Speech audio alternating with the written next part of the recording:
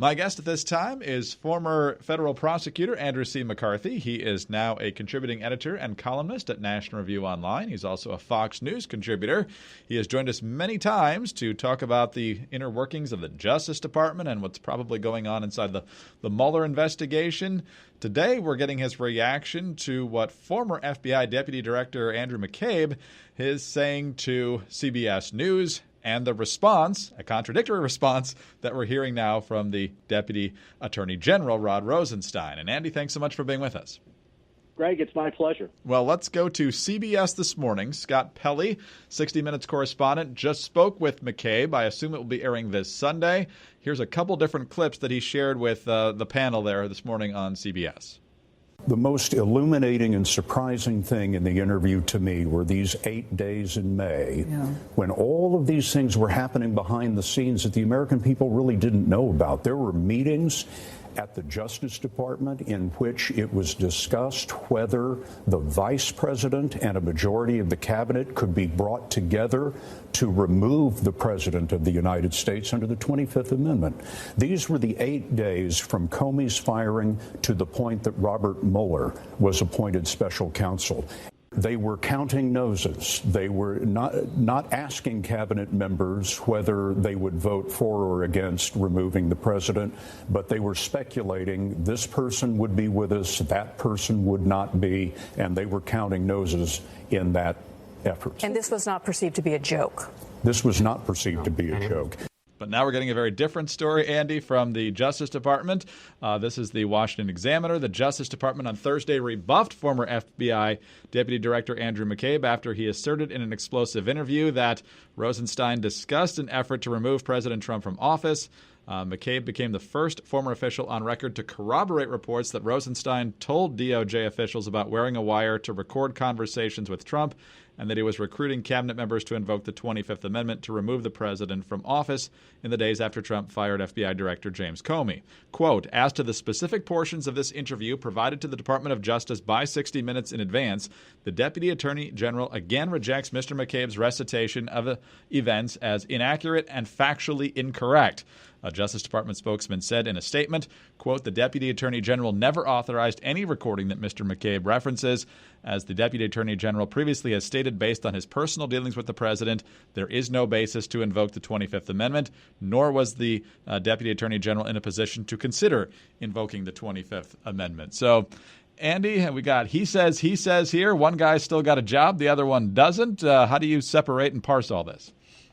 Well, first, Greg, I feel a little bit annoyed because I think I was the first person to coin the expression 9 days in May when this story all came out, with apologies, of course, to the great Burt Lancaster, Kirk Douglas movie of way back when.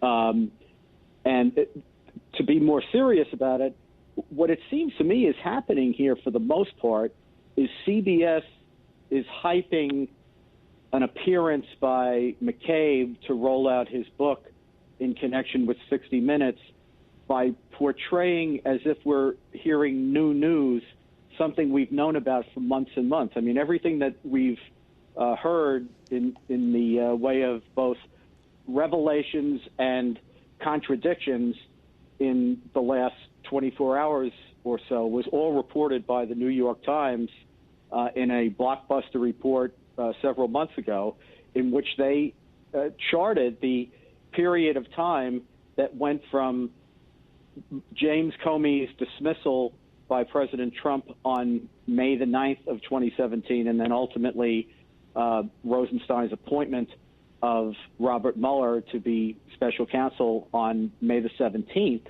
And what we learned was in between that period of time, you had the president acting erratically, and I don't think there's even Trump's admirers would, I hope, admit that hosting the Russian foreign minister and the Russian ambassador the day after you fire the FBI director and talking the director down in front of an adversary country like that and doing it in a way that I don't think this is the way Trump meant it, but I think the way that his adversaries could interpret it, saying that removing Comey lifted a great deal of pressure off him because of Russia, And I think what he meant by that was the way that Comey was conducting the investigation and the public messaging about it.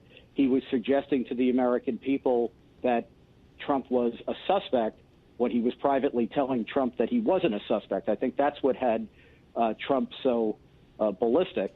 But a person just hearing that he said that could interpret it to mean that Comey was running the investigation of what my campaign had to do with Russia, so I had to get him out of there. Again, I don't think that's what he meant, but it was a foolish thing to say, and it was a particularly foolish thing to say in front of the Russians. And I think, you know, what's going on at the same time is you have Rod Rosenstein, who is basically the poster child for Beltway bipartisan can't we all just get along-ism, who never had a bad word in his life said about him by either side of the political aisle, who at a time when it was difficult to get Trump nominees through the nomination process was confirmed by a vote of 94-6 in the Senate. For the first time in his life, he was having spears thrown at him in the political process. He thought when he wrote this wonderful bipartisan memo about how everybody could agree that Comey stepped over the line in speaking publicly about the Hillary Clinton investigation and usurping the Justice Department's charging authority and announcing that she shouldn't be charged. He thought that this was going to be a beatific bipartisan moment, and what instead he found himself on was the wrong end of a shooting war because he thought, you know, the Democrats and everyone else were going to admire him for removing this guy that they blamed for Hillary Clinton's loss. And instead, of course, the more politically savvy Democrats perceived Comey's firing as an opportunity to claim that Trump was obstructing the Russia investigation. So you have Rosenstein reeling over that course of time, and he goes from, you know, writing this memo where he felt like he was being hung out to dry to getting panicky over the fact that the Democrats were condemning him along with Trump, to then being outraged by some of the things that they were hearing Trump say. And this leads to, you know, these inane conversations about the 25th Amendment. I don't think it was ever a serious proposition, but they clearly did discuss it. And when they say they were counting noses, well, yeah, sure, they counted noses, and they realized, I think, according to the Times reporting, which I thought was pretty credible, that at most they would have 2, maybe 3 members of the cabinet who they could even hope would be interested in indulging a discussion along these lines. And they dismissed it as a plan that didn't have any legs. But that didn't mean they didn't discuss it, and it doesn't mean that they didn't discuss the possibility of wiring up against the president to record him saying things that they were regarding at the time as crazy, because, in fact, the president was saying some things that were pretty provocative back then. So is it just a matter of careful wording by Rosenstein? Is he essentially deceptive in dismissing this, if, in fact, there was even brief, potentially not all that serious discussions of all this stuff? Or is the bigger story here that Andy McCabe is looking to sell some books and he's bitter because he got fired? Look, you know, Greg, if Rosenstein could deny that there was any talk whatsoever about wiring up against the president, he would. He has to say, oh, that was just a joke, because there's got to be a paper record of it. If there wasn't, he would just say it didn't happen, right? And I think if you look at what he said about the 25th Amendment, it sounds to me like a very lawyerly denial. He said, you know, basically that the president is fit to serve, which is nice to know, but it doesn't necessarily mean that was what Rosenstein was saying between May 8th and May 9th and May 17th. And I think, you know, what he says is something along the lines of the 25th Amendment was never even an option. And he would be right in the sense that there wasn't a prayer that they were going to get enough members of the cabinet to go along with them. So when they started to do their count, they had such a paltry number that it wasn't even worth discussing. But I would remind people that even though I think it's a preposterous idea that you could use the 25th Amendment as a proxy for what you really want, which would be to impeach the president. In other words, the 25th Amendment is there to remove a president who is either physically or psychologically unfit in a medical sense, whereas if you want to remove a president for misconduct, you have to go the impeachment route. This was a fairly serious discussion about whether the 25th Amendment was a potential substitute for impeachment during Trump's first year. There were academic discussions about it. There were discussions in journalism. I reviewed a book written by Cass Sunstein about the impeachment process, where Professor Sunstein properly swatted the argument down, but he thought it was a serious enough argument at the time that it was worth taking the time to swat down.